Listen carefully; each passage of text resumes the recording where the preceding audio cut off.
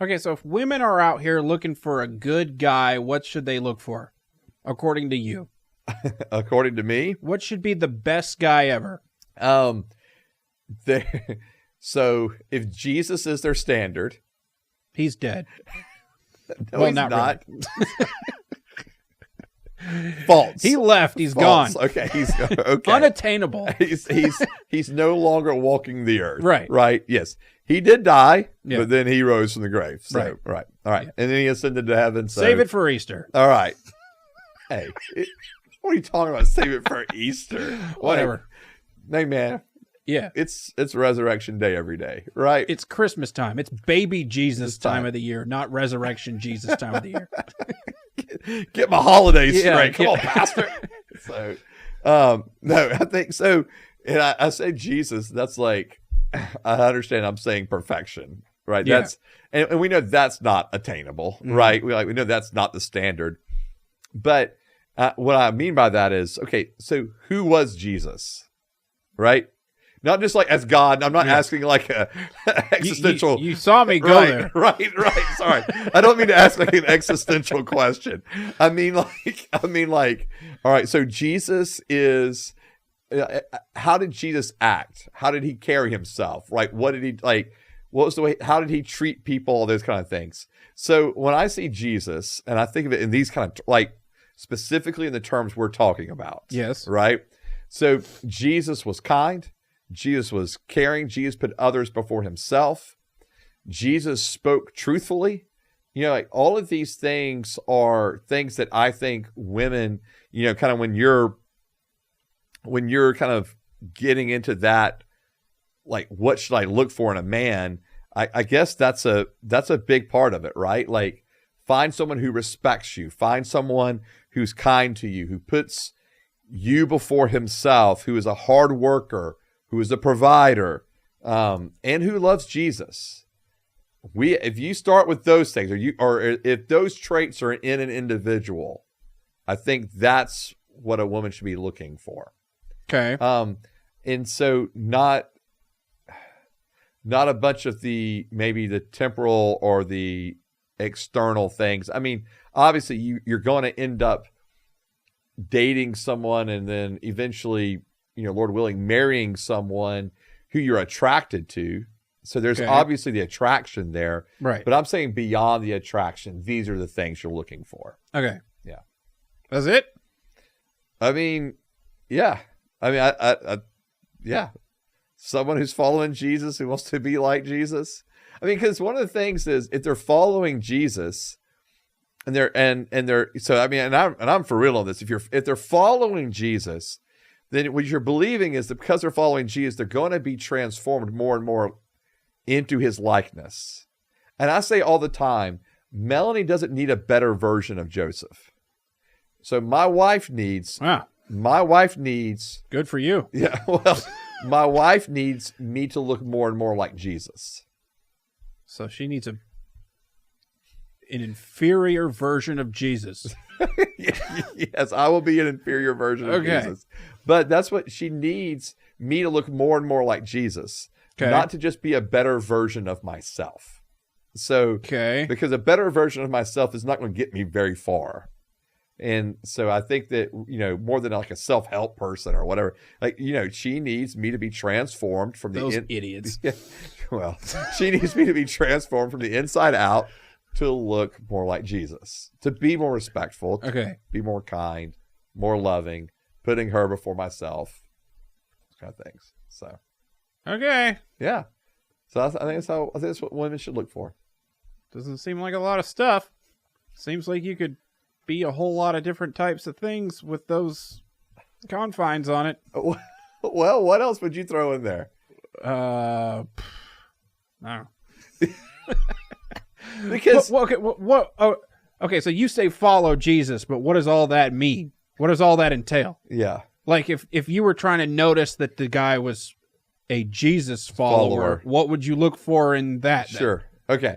So like, I don't mean someone that's just going to church. Okay. Okay.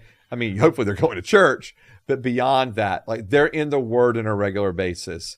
They're involved in a discipleship community of some sort. Okay. That, whether it be a one-on-one like mentorship kind of thing, discipleship thing, or they're in a community of believers who are studying the word together or whatever. And so that's like, to me, following Jesus. They're generous, Okay. with what they have. They're looking to find ways to serve people in the church and in the community. To me, that's following Jesus, right? You see the way that they're not only interacting with you, but the way they're interacting with others. They're not just respectful and kind to you; they're respectful and kind to others. I think that's you see a servant's heart in someone. They're willing to serve. They're looking for ways to serve. I think those are hugely important traits in an individual, and so yeah. So I think when they're following Jesus, I guess that's what there's like a active, intentional trying to grow in Jesus lifestyle. Okay. Yeah. And not just say I'm a Christian, Okay. but actually there's an active part So in it. those are the best dudes, and those are the ones that the women's should get married to. I would say yes. Because so if I think this from the perspective of my daughter, right? Okay. Like the kind of guy I would want her to marry, I'm not near as concerned about his job, his income level, those kind of things. Okay. Like I'm just almost not concerned at all about those types of things. I am more concerned. Now, I do want him to be a hard worker, right? I don't want him to be lazy. I want him to be a hard worker. And I trust that if he's a hard worker, he will be a provider. Mhm. Okay. So I want him to be a hard worker. But more than anything, I want him to love Jesus. I want him to follow Jesus. And I want him to be respectful and kind to my daughter and put her before himself. Okay. That's the kind of individual I hope she marries. Okay. So, yeah. Okay, so I'm a dude. You are. Yes, sir. Yep. So, Congratulations. I don't know. What do you want from me? So as I keep moving forward and trying to be the best Jesus Christ-like kind of dude that I could be for the rest of forever, what should I keep in mind? Okay, so I'm talking to the guys here. Yep. Okay. So, yeah, I mean, I think what you just said, be intentional in being discipled. Okay. In other words, be in a discipleship community. Be whether you're meeting with someone individually, whether you're meeting in a group, but be with a group of people that are following Jesus through the way they worship together. That may be at church, that's fine, but where they worship together, but they're in the Word together, they're praying together. To me, that's where you as an individual, that's actually where you grow the most, is in that, sermons, listening to sermons on a Sunday morning or being part of worship on a Sunday morning are good. But for me, the real transformation, the real stuff happens when you get together with a smaller group of believers and you're in the Word together and you're praying together and you're confessing sins to one another. That's, to me, where the transformation starts happening. And I would also say, not only be in a group where that's happening for you, but find someone else you can disciple as well.